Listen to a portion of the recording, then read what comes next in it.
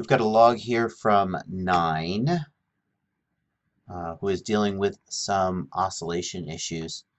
And I've watched some of your video and I can see the oscillation that you're talking about. And I can also kind of hear it. I've got my volume down now, but anybody who watches the video can hear it or see it. I feel like I can hear it in the motors a little bit too. It's just kind of a roughness in the motors. When I had a problem like that, it was my ESCs. I was trying to run BLHeli 14 and my Atmel ESCs were not able to handle the aggressive commutation and braking. And I only point that out because what you've got here kind of looked like what I had. But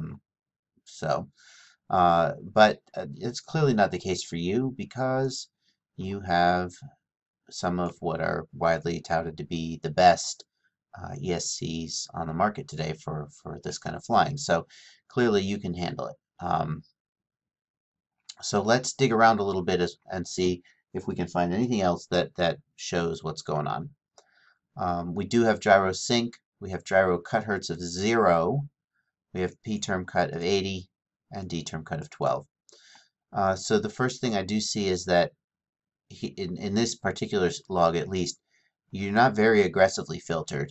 And I know that lots of copters do fly with this level of filtering and fly well. So there's nothing inherently wrong with this, but it is not terribly filtered. Now you've also tried gyro cut at 128, 180, but nothing lower than 80.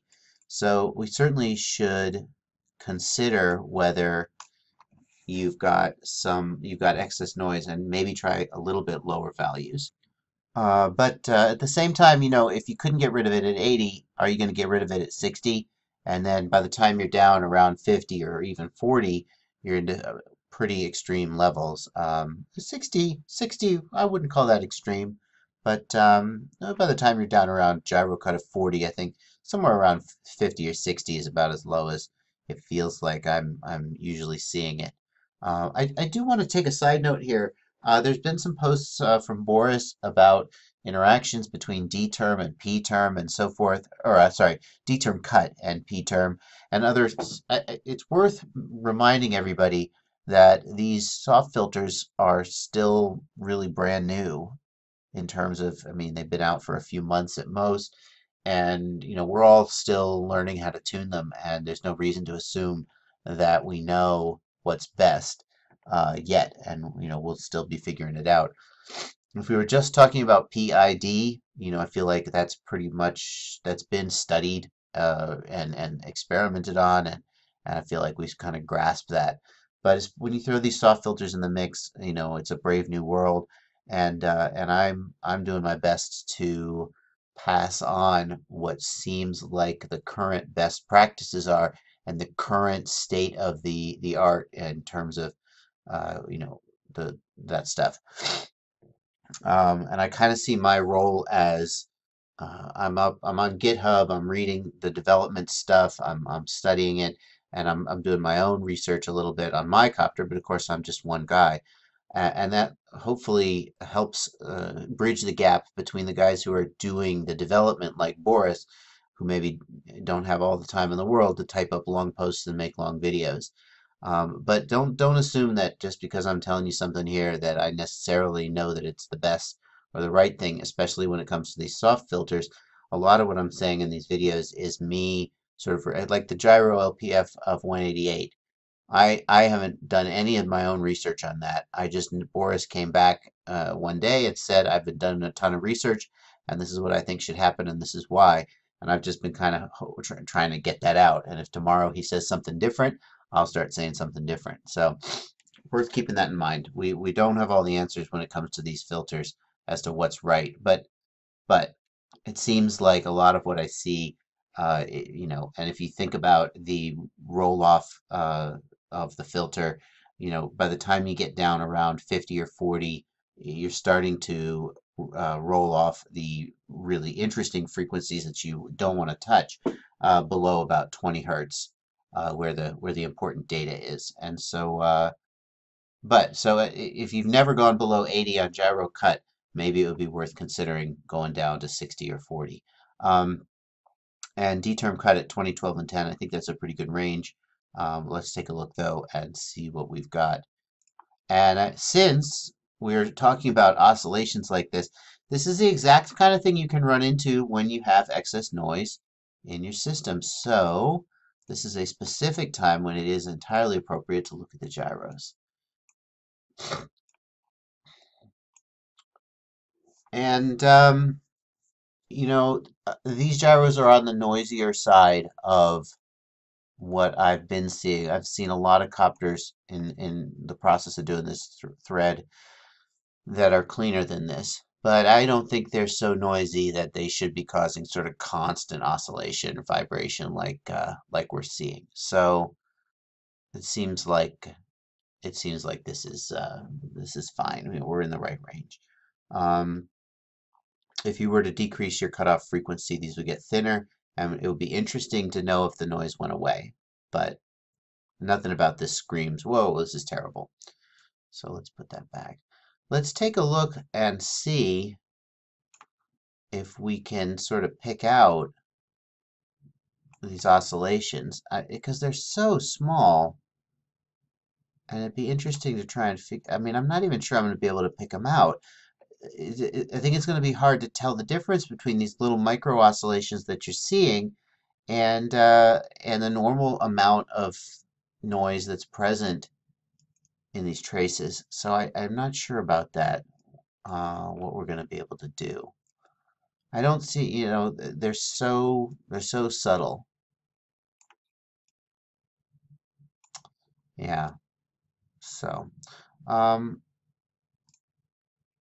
let's have a look at your PID. And I'm not going to bring up yaw because honestly, it's not going to be it's not going to be there, right? That's not where it's going to be. There's definitely some. So here we can see that this is high frequency noise imposed on the D term of the pitch axis. And I've said that I'm coming to the conclusion that some amount of noise is appropriate, um, and sharpens up the D-term response, or sharpens up the overall response on the axis, and that trying to filter the D-term to just completely clean up every last bit of noise is probably not the right thing to do. That being said, this does look kind of noisy, and I notice also the P-term is doing the same thing. So what happened there? It's just this one spot. Are you at like a sweet spot in your throttle range? Let's see. Let me turn the volume up real quick. No, nothing really happened. You're not doing anything with the throttle or anything. Let's slow this down.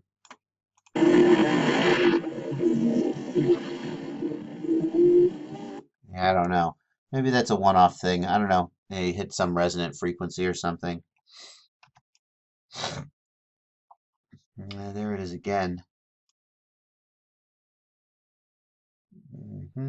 What's going on here with your roll?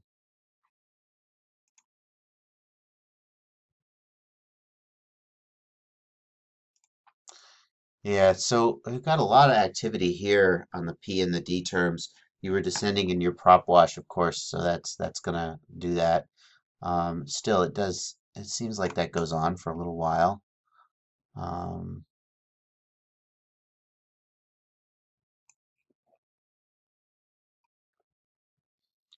I've gone back to the beginning of your log and I want to point something out. I don't know if this is going to be helpful or not. I'm going to play this at 50% and I want you to look at the pitch PID. In fact, I'm going to take roll out of there. And I want you to look for the sequences where we get these high frequency components and pay attention to the throttle when that happens.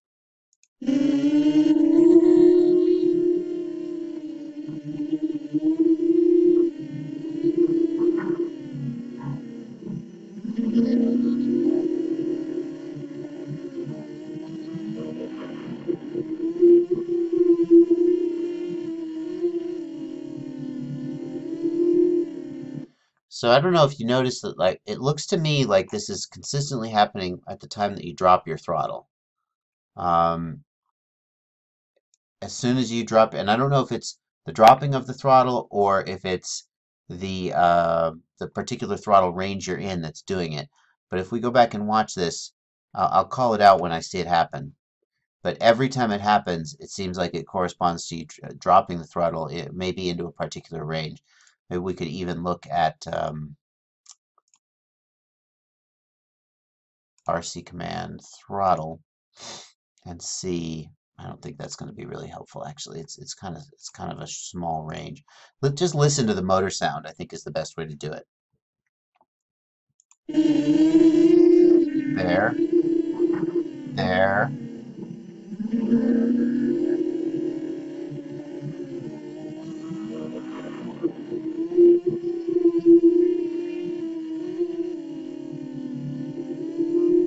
there. See?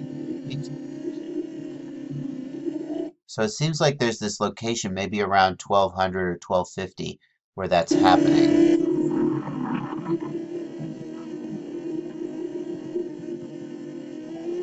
And now I'm looking at the actual throttle position as it rolls by, watching to see.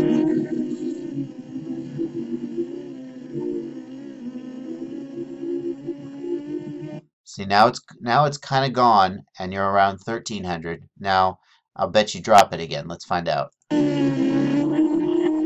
See, now you're at 1320, 1318. Boom, it's gone.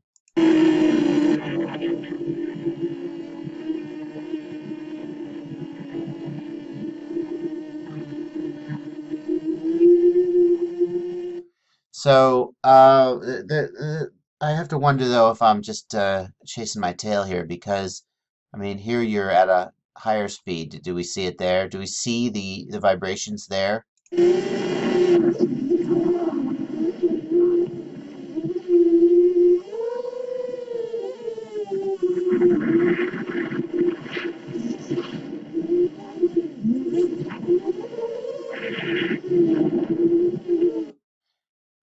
I don't think we do. I don't know. It's a little hard to pick it out.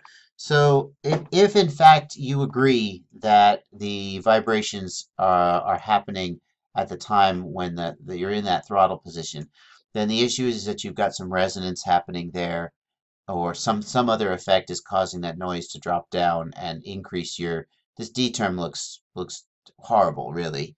I mean, if this was CleanFlight 1.9, then we just have to live with it. But the D term looks horrible, and the P term looks pretty bad too. So the issue there is that you've got gyro noise. Where's your gyro pitch? It's the purple one.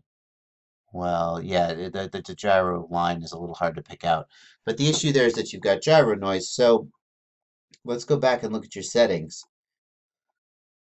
With a gyro cut of 0, a p-term cut of 80, you're really not filtering your p-term that much.